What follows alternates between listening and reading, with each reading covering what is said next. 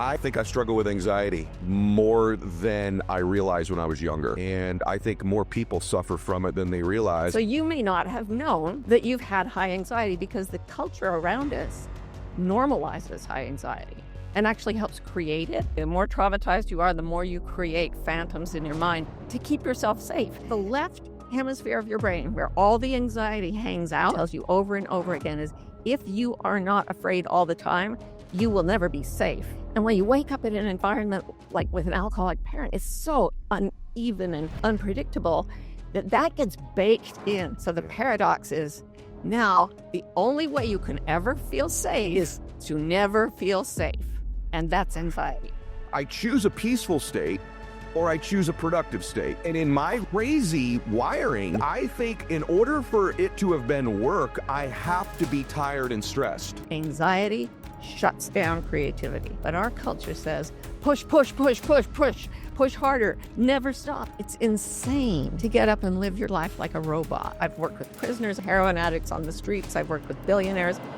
And everyone responds with the sense of truth to this sentence: I am meant to live in peace. And if you say that to yourself silently 4 or 5 times, you'll actually start to feel the physics of your body changing. You start the joyful feeling of just staying balanced in the things that you love. The universe is dying for you to be kind to yourself. And when you are, you're going to feel that sense of truth.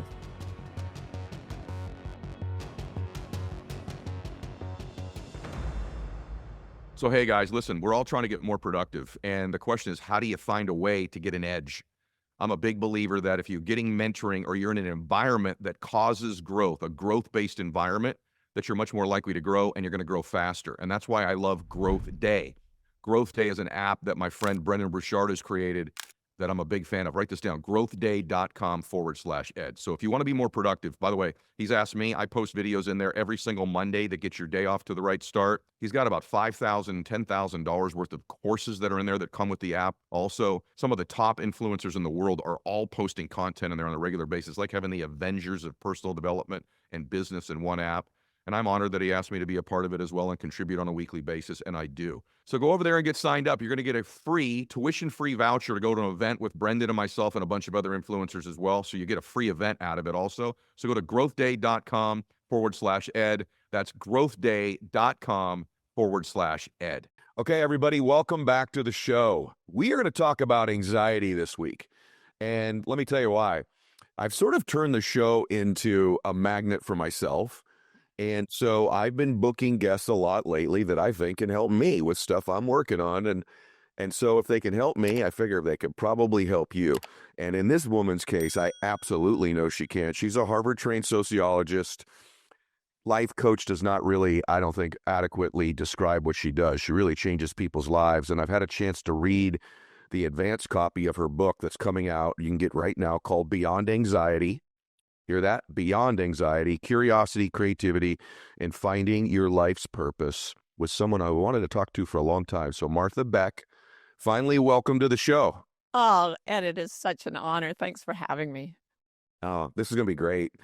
I think I struggle with anxiety more than I realized when I was younger.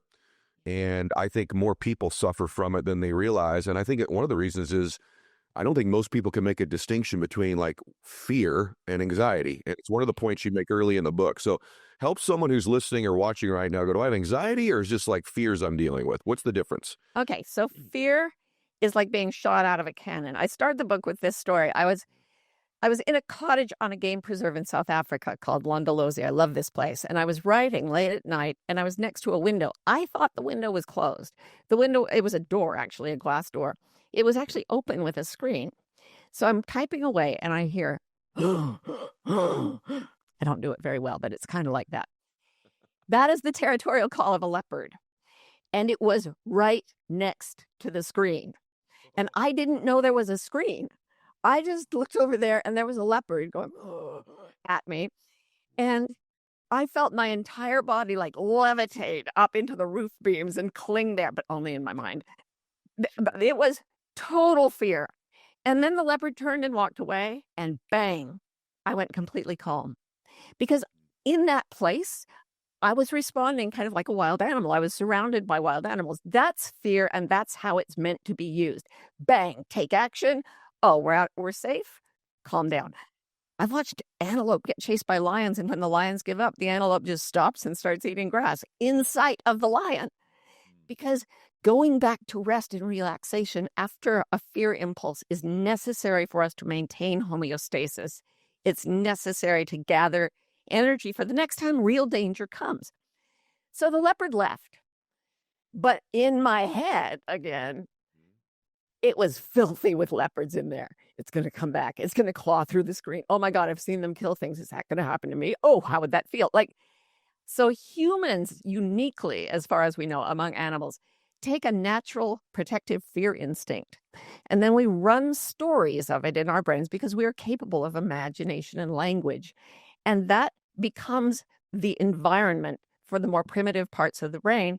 So all night long, my brain thought it was being attacked by leopards. That's anxiety. There's no danger to face. It's not like being shot from a cannon. It's like being haunted. What do I, oh, something bad's going to happen. Oh, what am I going to do? What am I going to do? And I had a really serious bout of anxiety. It started at birth and lasted till I was about 60. So That sounds familiar. Go ahead. I didn't know there was any difference. Like, I met someone with anxiety disorder and I was like, oh, what's that like? And she told me, and I said, no, that's completely normal. That's how we all. So you may not have known that you've had high anxiety because the culture around us normalizes high anxiety and actually helps create it. Let me ask you a question about that. You call it, I didn't want to interrupt you, but I asked you how to pronounce it earlier. You call it an anxiogenic environment. You can pronounce it your way.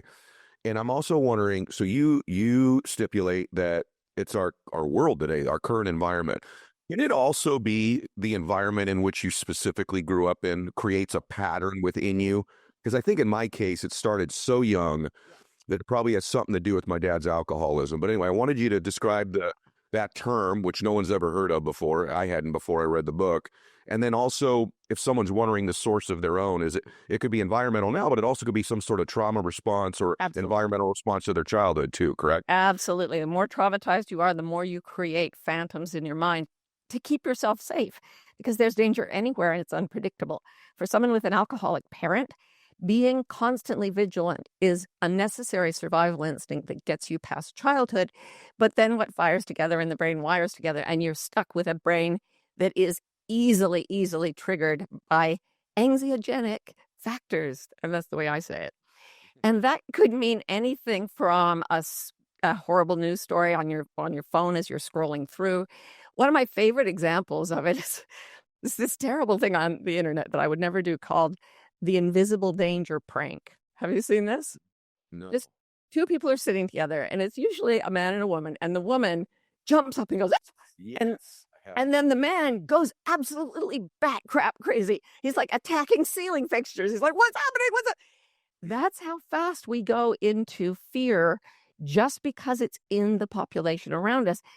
And in our particular environment, our society, we are surrounded by triggers for anxiety, and anxiety is normalized.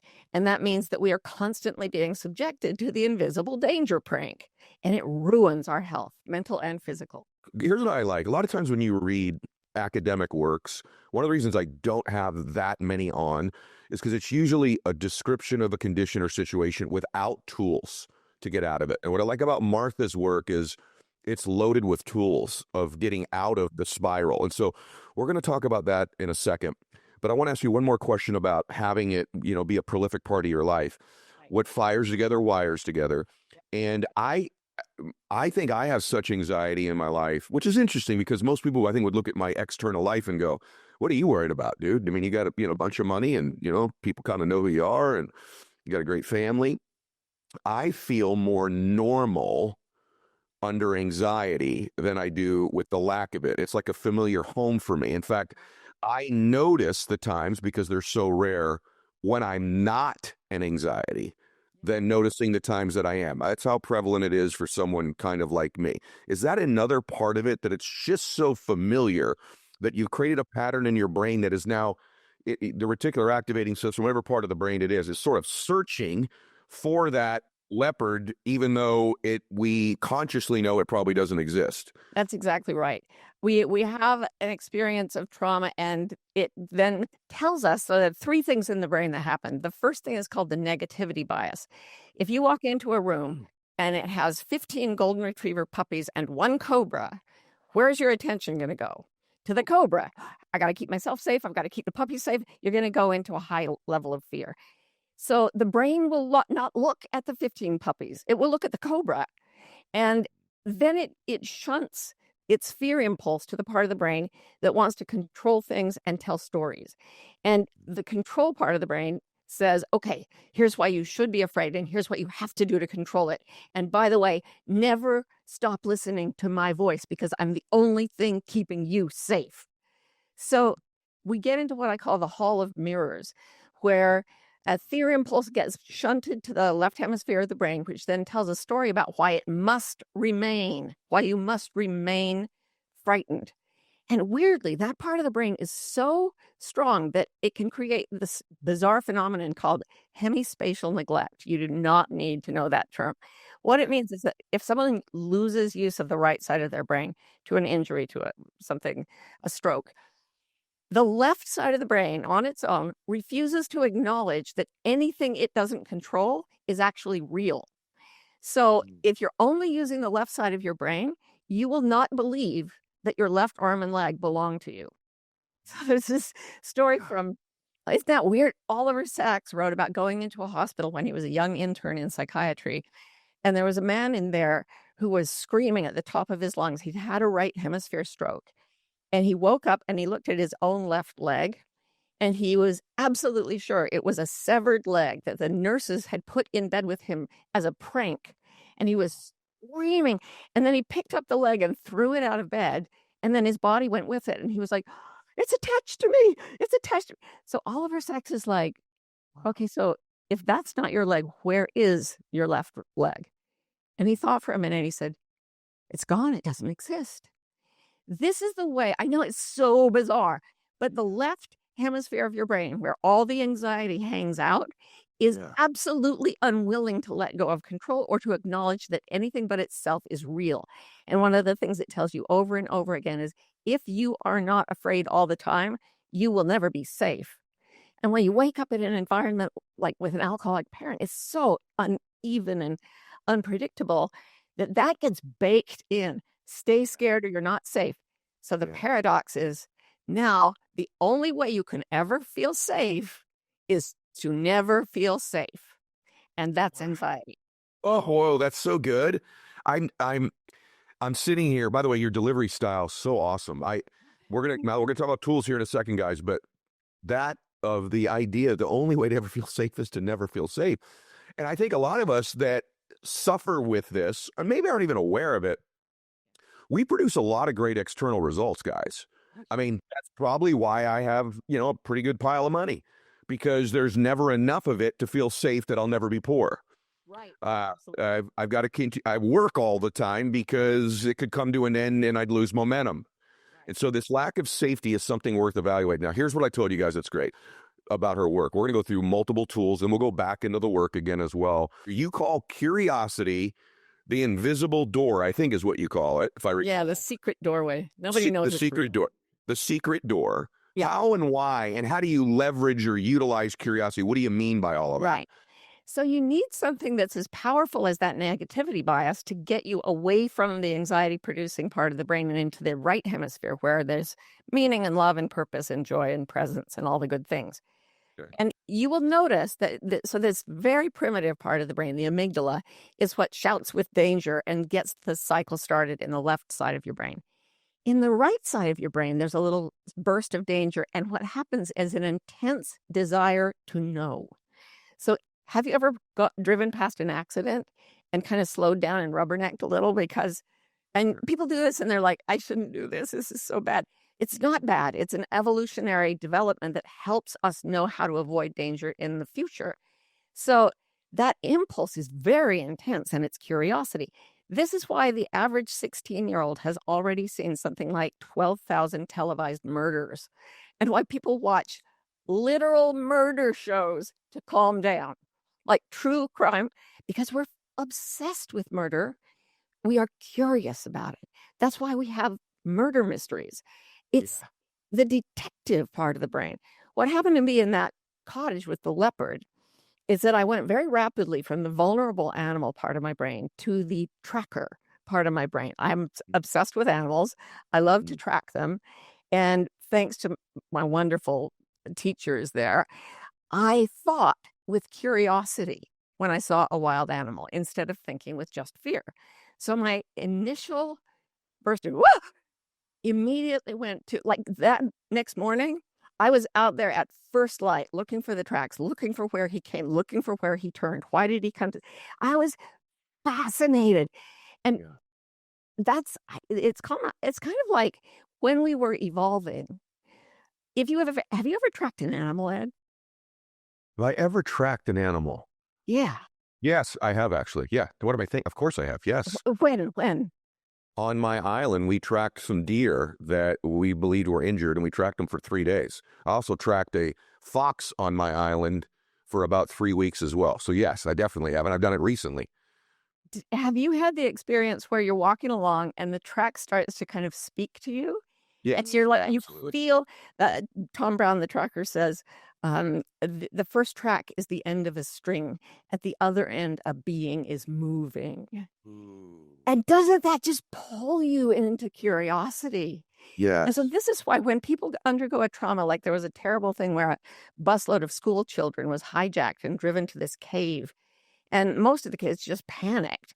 But a few of them kept saying, "What's happening? What are we doing? Can we take the top off the bus? Can we take the bottom off? How can we figure it out?" They treated it like a murder mystery.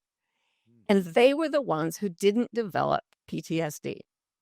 Now, if you're the way anxiety came to you, Ed, you were too young to speak. You were too young to. Here's the thing: babies are born their true selves and feeling like $1,000,000. The moment they start to get social signals to tell them, "Oh, the adults want me to be quiet, the adults want me to smile, the adults want me to shut up," or whatever it is, it's usually shut up and be quiet. Mhm. If you have a safe parenting environment, you just explore that. The toddler that goes out and comes in, goes out and comes in. There's a study with 5-month-old babies where they could just crawl, and they put them on this dais that went to a plexiglass dais, so it looked like they were gonna fall. So they crawled along, and they put these babies' mothers at the back of the room, and the mothers didn't move or say anything, they just gave facial expressions. So half the babies' mothers gave fear expressions, and the other half smiled.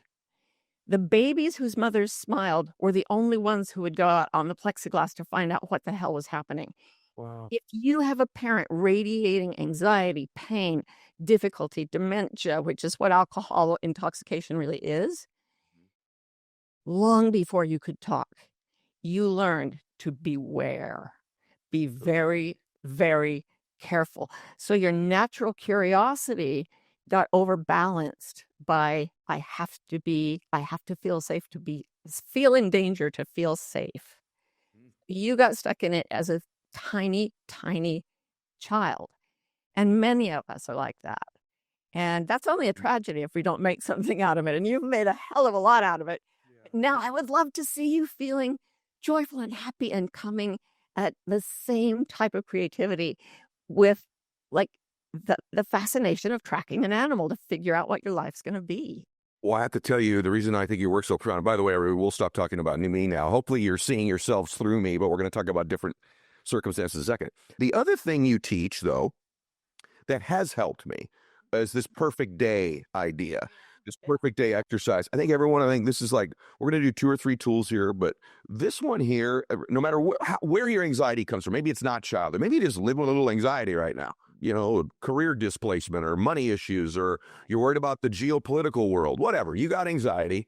Here's a tool out. Let's do the perfect day one. All right, we're going to do the perfect day. But first, I'm going to set you up for it. And the reason is not because I think you need setting up. It's because Please. as the book came out and people started talking to me, they were in levels of fear that were so high that they couldn't actually just go to curiosity.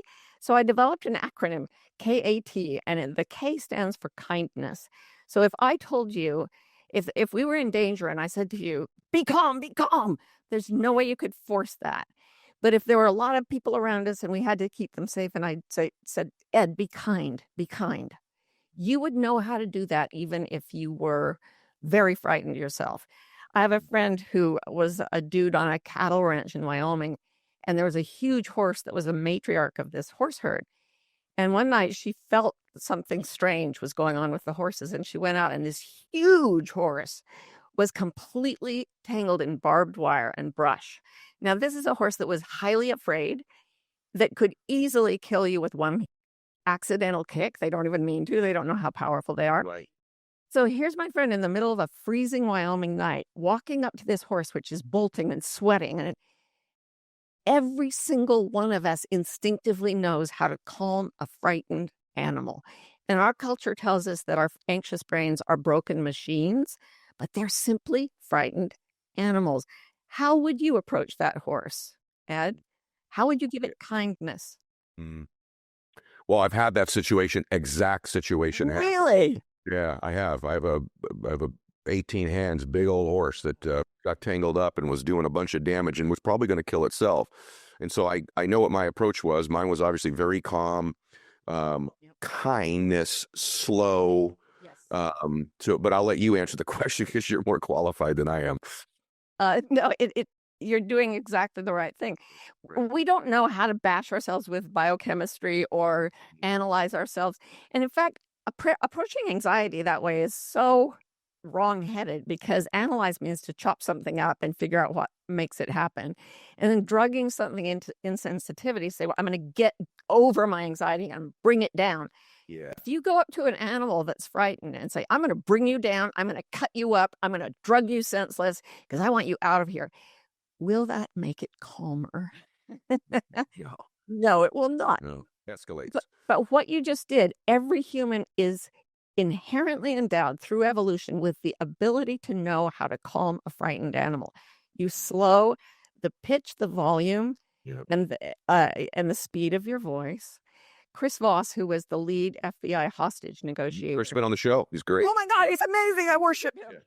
Yeah. And you will go in with a psychotic maniac, and he talks to them exactly the way you talk to that horse. You're okay. I got you. We're going to fix this. It's all right. Yeah. So that I just ask people before we start going into creativity and all the other things that can replace your anxiety, offer wherever you are in the world, talk to yourself the way you would talk to a frightened horse. You know what? I'm not here to hurt you. I'm here to help you get out of this. You're going to be okay. We're together now. I've got you. I've got you. So if you say those, even in your mind, Ed, can you feel how something shifts? Certainly. Inside? What does it feel like to you? Well, it slows things down. One of the things that I think I do when I have anxiety, and you talk about it in the book, is I thought stack, and I repeatedly I speed things up almost. It gets noisier. It gets faster. And your tendency is to try to overwhelm it. And so when you speak like what you were just speaking, it slows things down. It's soothing. To be honest with you, it sounds like how God would talk to you. That's how it sounds. Exactly. Exactly. Kind, gentle sounds, feeling of connection, being gently touched. And I know, this goes over a lot easier with women than with men. But I discovered it because when I was at what I call the time of 3, I was working on my 3rd Harvard degree.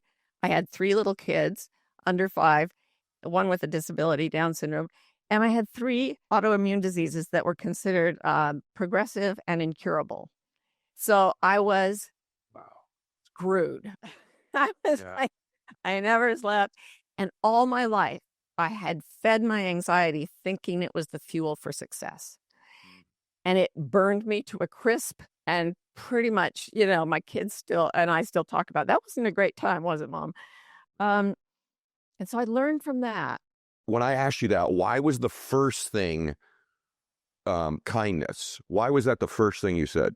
Because if you're not kind, that kindness is the ultimate, it's like water is the universal solvent that dissolves things. Kindness is the universal solvent of our emotions. It relaxes whatever we're feeling into its best possible state. If I'd asked you to do a perfect day exercise, which we're going to do, and you had not been in a state of kindness toward yourself, you would have made up a day that was basically blank. And I've done this with so many clients, and I didn't know that they were anxious, so they would make up the same day. If they were women, they'd wake up in a white room with white windows and white curtains, and they'd put on a white dress and go to a white beach.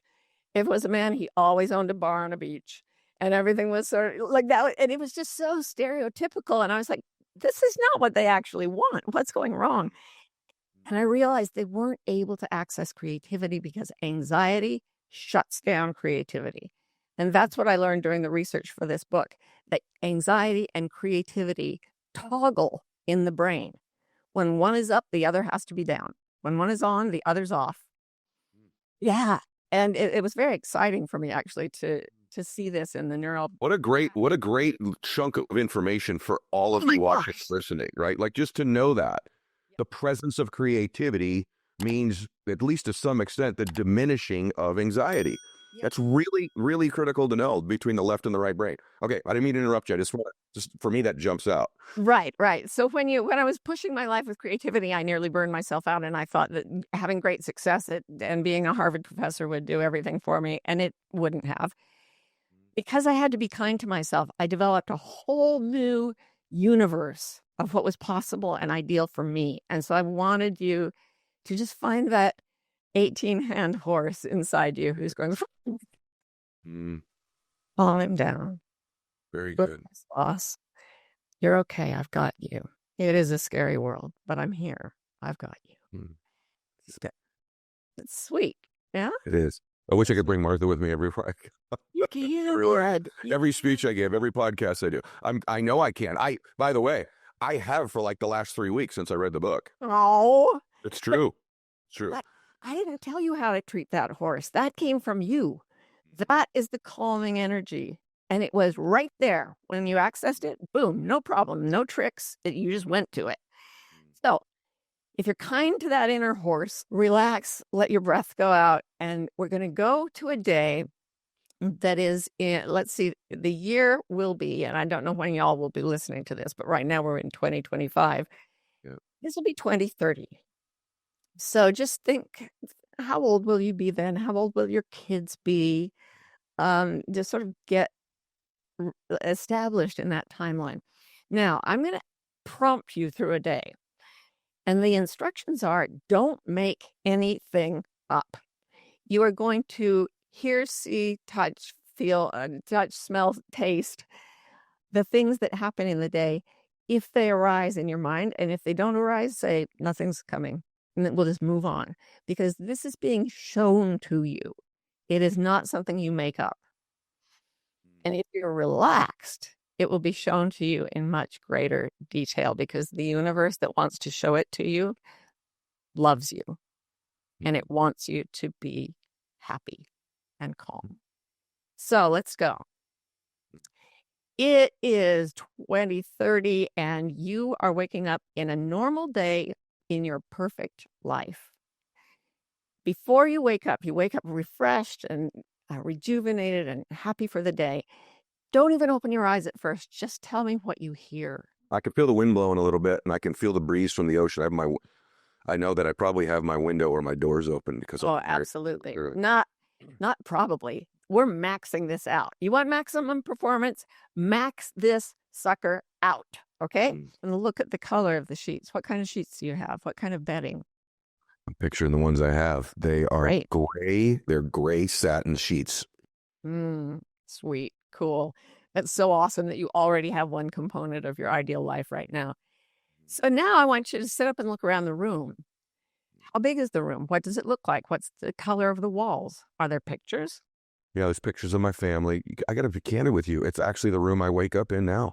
Awesome. Picture of that room. It's actually where I am. I mean, not where I'm filming today, but actually this house, that room, I would say is that room. And you may not even know what you're doing, but maybe you see yourself with a bunch of friends in a cave or what, I don't know, in a boardroom. I see my granddaughter in my lap on Bill, my horse.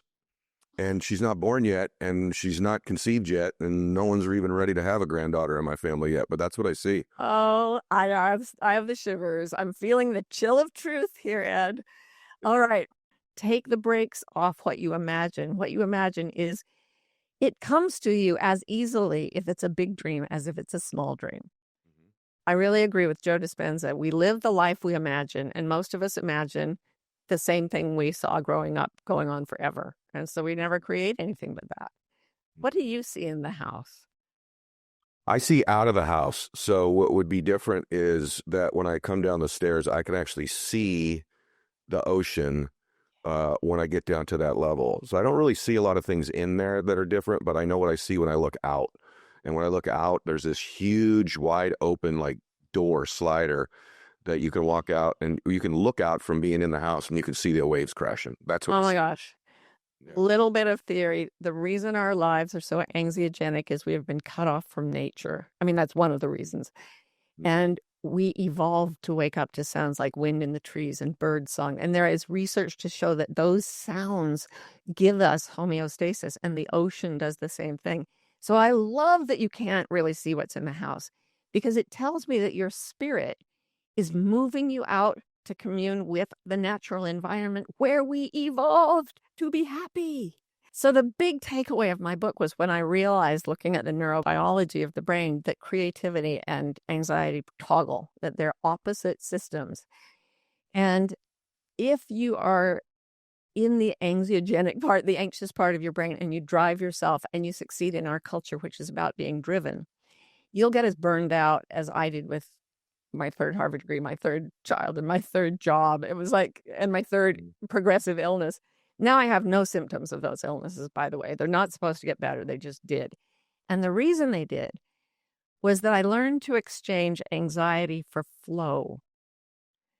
So you watch those waves. You're looking at the waves because the waves are telling you something. Hmm. Can you feel nature speaking to you? The wave comes in and then it recedes. There is no push. There is no anxiety. There is the flow of everything in nature, and everything in nature breathes in and then out, and in and then out. But our culture says, push, push, push, push, push, push harder, never stop. It's insane. And it's suicidal in the end. Y'all should really do what we just did. Now, the reason that this is relatively easy for me is I've been doing some of this work now for about 3 weeks. Here's what will happen is the absence of anxiety. And like, you'll feel it in your body. Like, you'll just like, it's the absence of it. Like, you can't really do that work. And what it is it's curiosity, but it's also specificity, and it's not rushed. And, like, that's why even when she didn't ask, I said I can actually feel the sand in my feet, because I've noticed with me, it's not just visual. There's some kinesthetic aspects of it, which is like, what am I feeling? Is the wind on my... And I can be honest with you guys, for those of you that are like achievers, you're like, hey, this is great, but I'll just be candid with you. It's very easy for us to get back to that other person. It's very easy to get back to the, all right, let's car max out. That place is easy to find. So it's not like I'm going to be in this meditation or in this moment 100. But what I can do is potentially return back to that work without the stress load on my body, my heart, and my spirit. In other words, there's an ease, as she said, the flow to doing the work. And I'm going to tell you the number one thing that I have noticed a difference as I'm doing the work since I've been making some of these changes. And this is huge for me. My cognitive abilities to recall things on cue and command have become much more heightened than before. In other words, like on stage, guys, finding references for talking points and things that were harder for me to find before are easier. I've written literally 3 or 4 brand new talks the last 3 weeks and not done them under duress or pressure. I haven't had any angst as I've been doing it. I wasn't fatigued when I was done doing it. That's the other thing. And I mean, I'm interviewing you, so I'm going to shut up here. But the other thing I want to acknowledge what you're teaching. The other part of it is I've not been so damn tired after I'm done my work. I mean, Martha stipulates in the book, you can live anxiety free. I'm not telling you I'm there in 3 weeks, but I've diminished it significantly. So, hey guys, I want to jump in here for a second and talk about change and growth. And by the way, it's no secret how people get ahead in life or how they grow. And also taking a look at the future. If you want to change your future, you got to change the things you're doing. If you continue to do the same things, you're probably going to produce the same results. But if you get into a new environment where you're learning new things and you're around other people that are growth oriented, you're much more likely to do that yourself. And that's why I love Growth Day. Write this down for a second. growthday.com/ed. My friend Brendan Bouchard has created the most incredible personal development and business app that I've ever seen in my life. Everything from goal setting software to personal accountability, journaling, courses, thousands of dollars worth of courses in there as well. I create content in there on Mondays where I contribute, as do a whole bunch of other influencers, like the Avengers of influencers and business minds in there. It's the Netflix for high achievers or people that want to be high achievers. So go check it out. My friend Brennan's made it very affordable, very easy to get involved. Go to growthday.com/ed. That's growthday.com/ed. This show is sponsored by BetterHelp.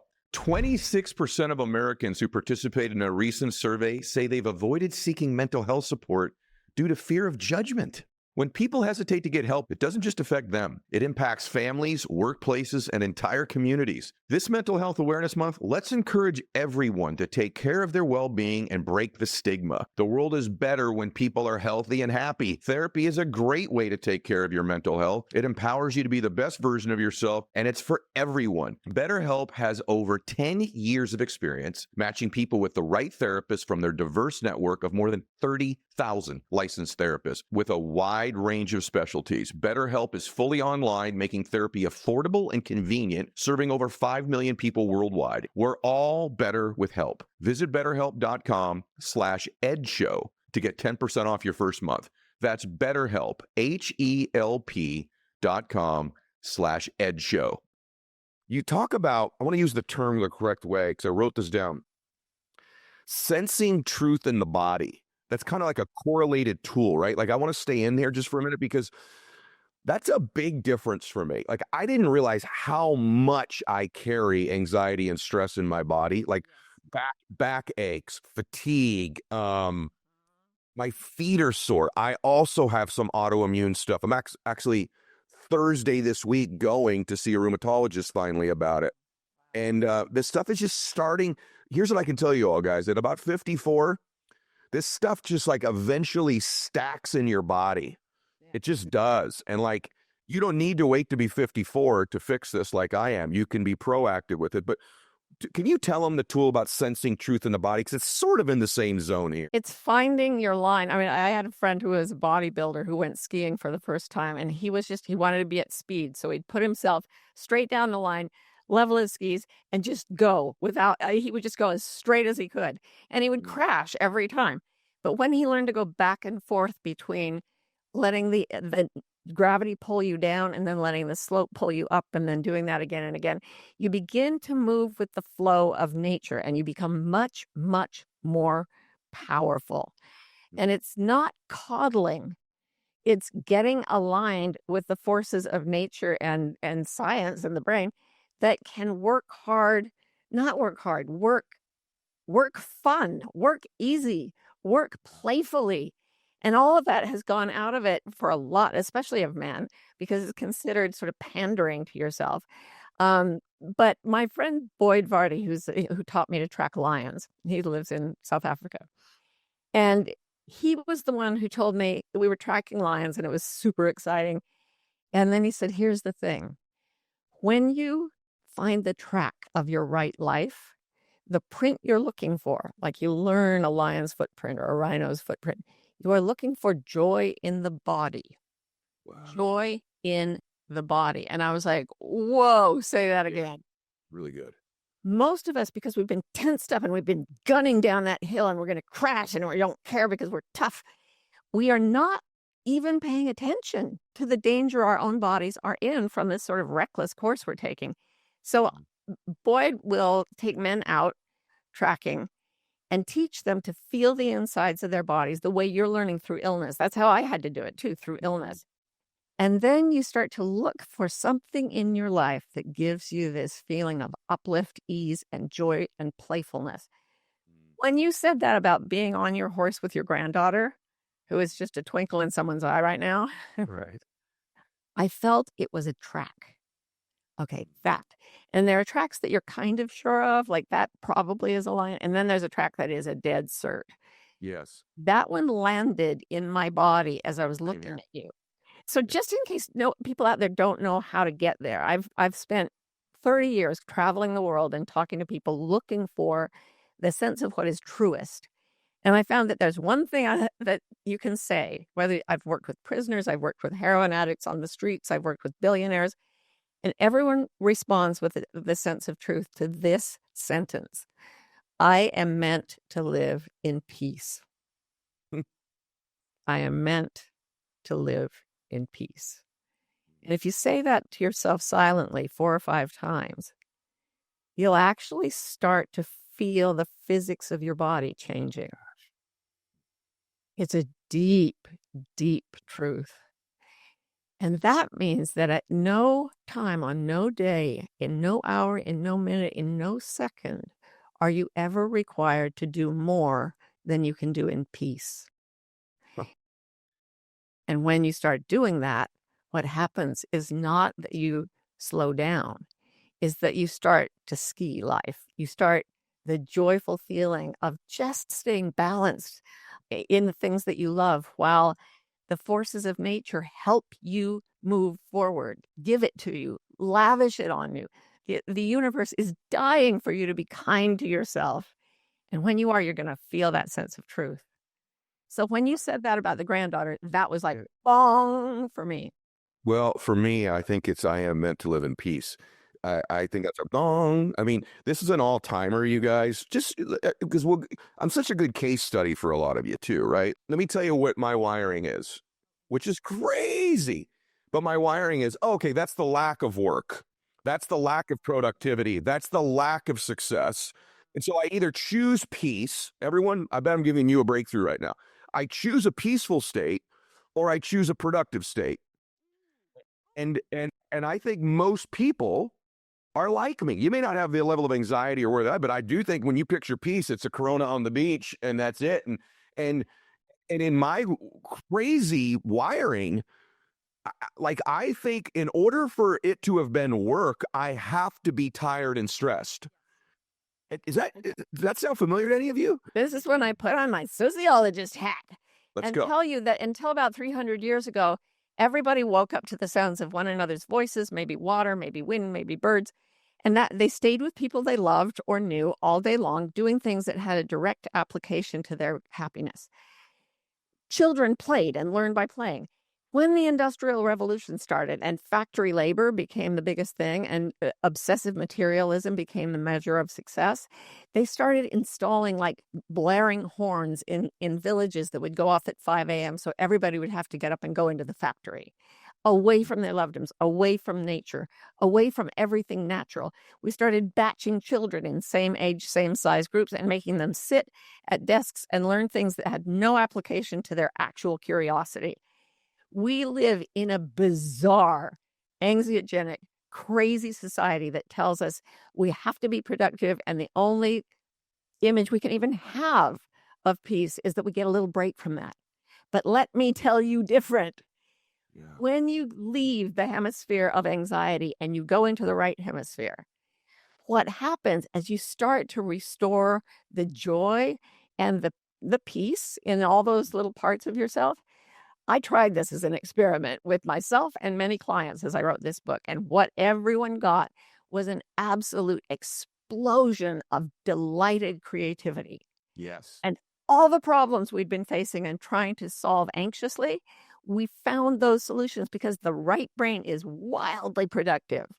When we let it out of the anxious gate, when we let it out of the social norm, it starts generating solutions that just will blow your freaking mind, and your life gets so much fun. And Martha, you're exactly right. You guys, choosing peace does not mean you're not choosing productivity. In fact, you're probably choosing more. Check this out, everybody. I've only been on her work for 3 weeks. And when I speak, which you guys know, I probably, I don't know, I might be the most book speaker in the world. I probably am. And so typically when friends or my wife or kids say, "How'd you do, Dad?"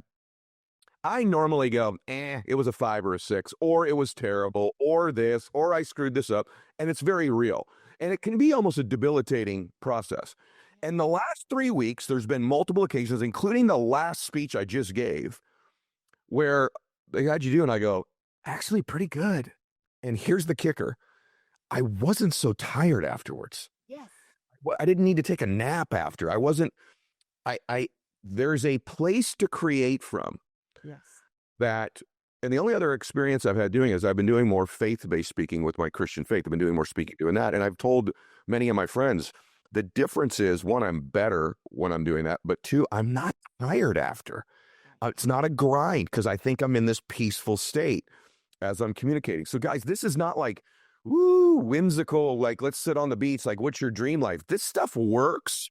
So it's no secret I travel a lot. And you know what I just did? I just treated myself. I treated myself by upgrading all of my travel stuff, my suitcases, the carry bag that I've got. And for a lot of you, vacation season's coming up as well. So you know what? Maybe it's time you get some good vacation plans in place and treat yourself well for a first-class quality suitcase at an economy price tag from Quince. I just did it. I love it. So this year, I treated myself to some luxe upgrades. They got lightweight shirts and shorts from $30, pants for every occasion, lounge sets, and premium luggage options that are durable, from duffel bags to big carry-ons. So the best part, all Quince items are priced at 50 to 80% less than similar brands. For your next trip, treat yourself to the luxe upgrades you deserve from Quince. Go to quince.com/ed for 365 returns plus free shipping on your order. That's QUINCE.com/ed to get free shipping and 365-day returns. Quince.com/ed.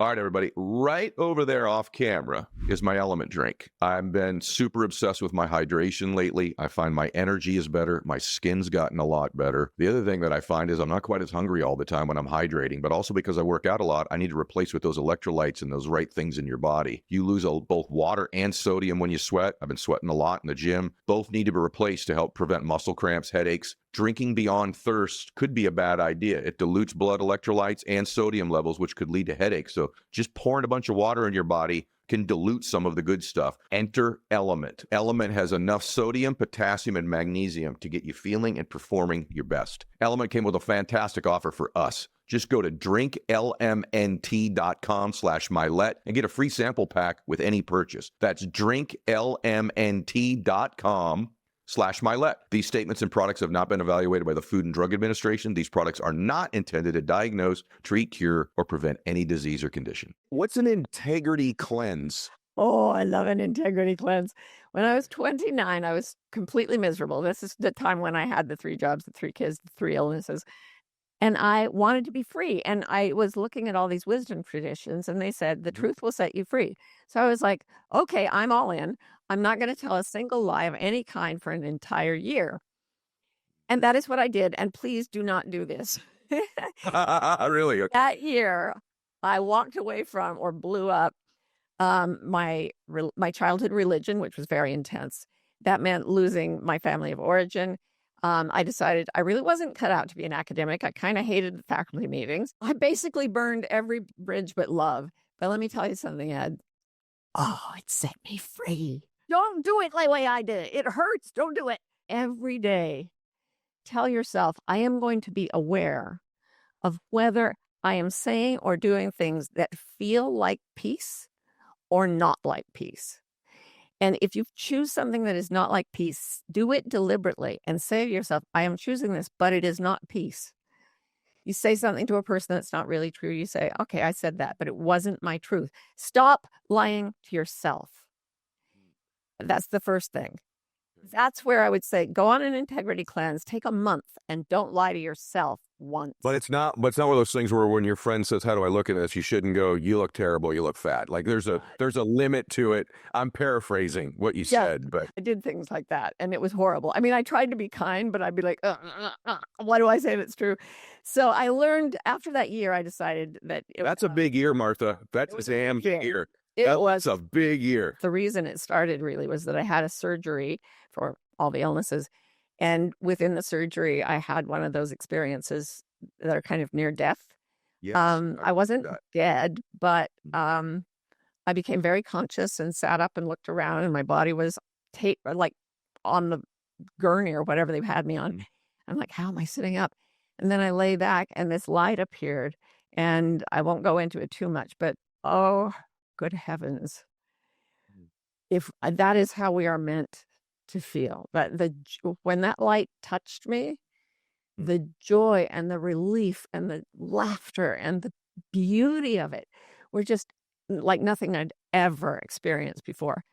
And then it said, you're not dying, but your job from here on is to go out and live your life so that you feel like this all the time. And do you most of the time? I would say about 95% of the time. Yeah. Really? Yeah. And I'm pretty productive. And you have great energy. You have very high but loving, kind energy. Is this you before that year? In other words, was this your energy? Were you this high energy, this kind energy even before? Or is this a different being almost that I'm talking to? Exhausted, frantic, on edge, sharp and short with people because I was so tired all the time because I never slept. I cried so much. My ex-husband used to call me Puddles. I was a wreck, Ed. I was an absolute shipwreck. And that's why I took drastic measures to change it. And I think that's why I was given that experience in the surgery. I don't know if it was my brain or what, subconscious, whatever it was, but it reoriented me in a way that set me free from our culture's belief that anxiety is what we need to be happy and safe and productive.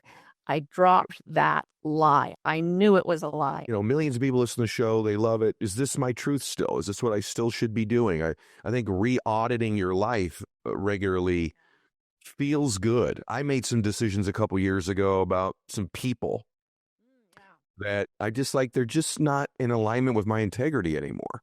They weren't bad people by any means. It's just they weren't. And by the way, I know, and you teach us in the book, that this is an internal game, not an external game. But people are a part of your environment. Guys, we've only done 10% of what's in the book. Maybe not even that. But we shouldn't let everybody go without them at least knowing what the Sanity Quilt is, because this is another thing. They'll remember it, number one, and it's also just valuable. And let me say one thing as she answers this, you guys.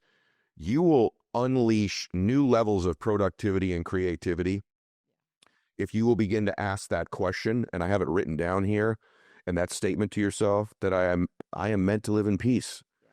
And when you repeat that over and over and do these exercises, you'll unleash more productivity, more energy, more success, more bliss and joy in your life, not less. What is quantum leaps in it? Let's at least make sure that we let them know about the quilt. Okay, so I was thinking, society gives us patterns that we're meant to replicate. Okay, I get a good job. I become Ed. I become really successful and wealthy, and people love me and admire me and everything. And that's the public speaker mode. And then there are people who take the accountant pattern. And it's kind of like making a quilt by very, very carefully gridding out the pieces and making sure they're cut right and sewn together perfectly. Now, there's something called a crazy quilt, where you take pieces of fabric that just don't really match anything, but you love them. Yes. And you take your favorite, and then you take your next favorite, and you just sew them together. And then you take your next favorite and sew that to the first two. And you go around and around in a spiral until you've got a quilt that you can square off and finish. And they call that a crazy quilt. And I thought, that's how I want to live my life. And that is how I do live my life. I take my very favorite things and I put them in the center of my attention, if not my time, always in the center of my attention. And then I take my next favorite thing and I put them together. So, for example, I talk about South Africa a lot because I'm in love with it, and I'm in love with the wildland there and the people there. And I love to coach people. So I was talking to the owner of the preserve, who his specialty is he restores nature to its pristine, beautiful Eden-like form. And he said, the problem is I could restore all the ecosystems on Earth, but you can't change people.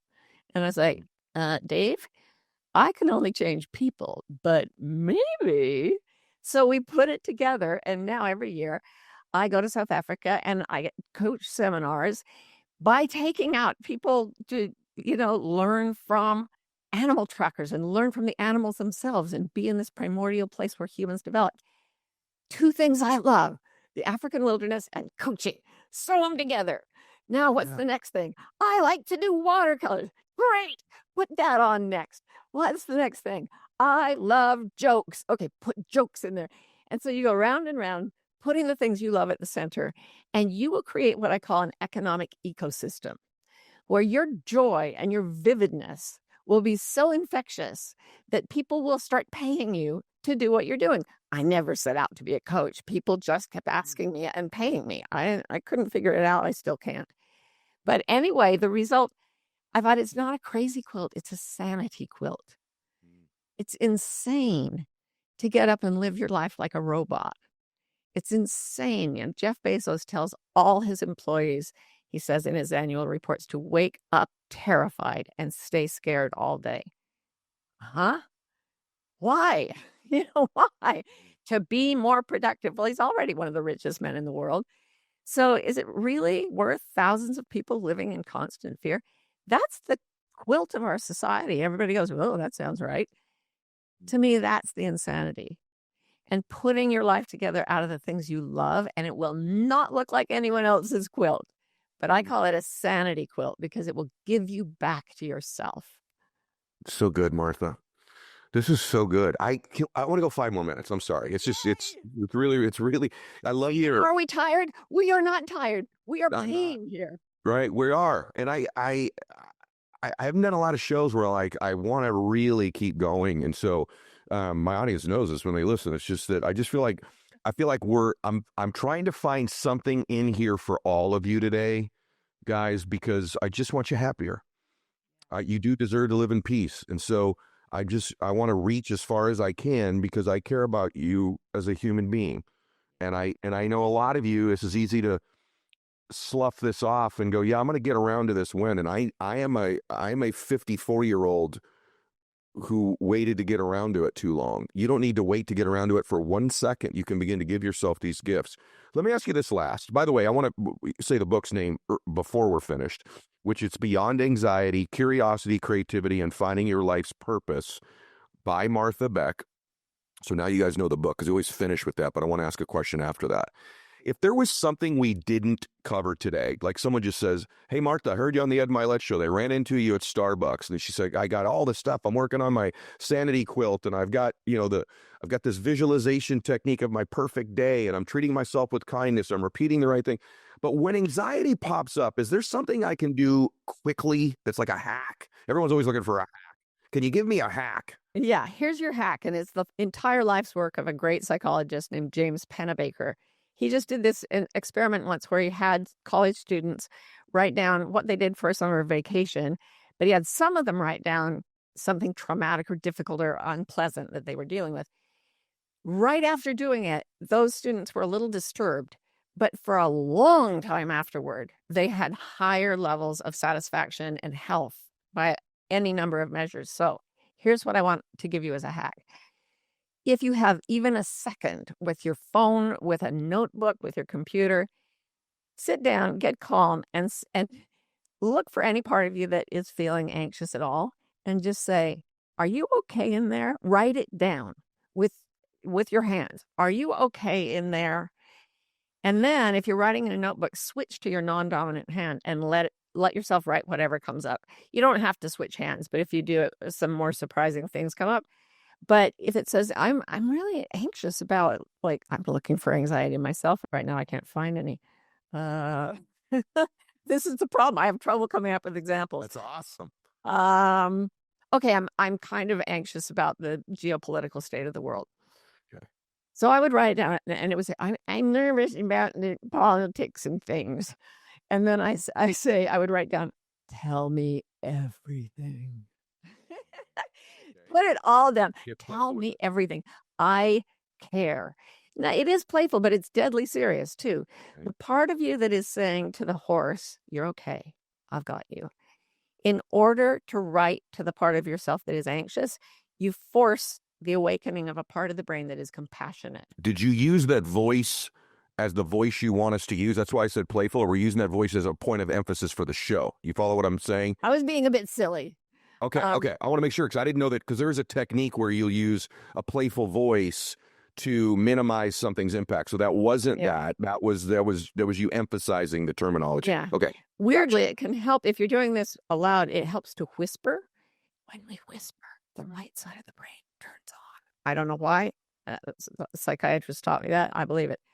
Yeah, so really genuinely. And if you walk in and your spouse or your kids are being grumpy and obnoxious, don't get caught in that. Sit down with them. And you will only be able to do this with them if you can do it with yourself. Your employees, everybody, you sit down and say, "What's going on? Tell me everything."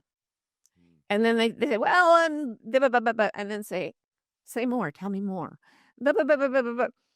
After 5 to 15 minutes, most of your problems will have been solved by the creative right side of your brain if you engage in this dialogue. And you will start to discover the compassionate witness that is actually what you are. Can I lay out a really trippy quote from an Indian guru here? This guy named Nisargadatta Maharaj, he said, "Mind is interested in what happens, while awareness is interested in the mind itself. The child is after the toy, but the mother watches the child, not the toy."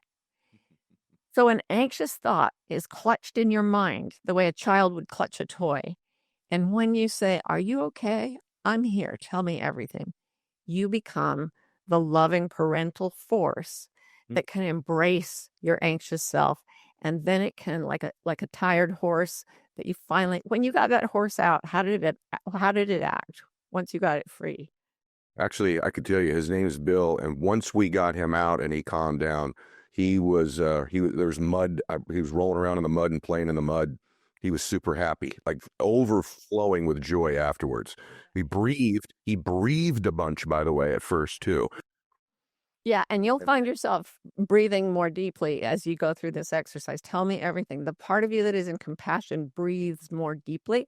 It's really interesting. You'll see all kinds of physiological effects just from writing down, "Are you okay in there?" And then, "No, I'm feeling a little blah, blah, blah, blah. Tell me everything. Blah, blah, blah, blah. Tell me more. Blah, blah. Oh, no, I'm not anxious anymore, but I thought of a solution." It's actually really fast. Slow down enough to do it for 5 minutes, and it will speed up everything you're trying to get done. I love it. I'm going to do it with the non-dominant hand too. So she threw that in there. I'm going to do that. This is extraordinary today, guys. You're welcome. And I'm grateful to you, Martha, for the work you do. It's helped me. Everybody can tell from listening to today's show. And I'm honored that I get to share some of your work with the world today.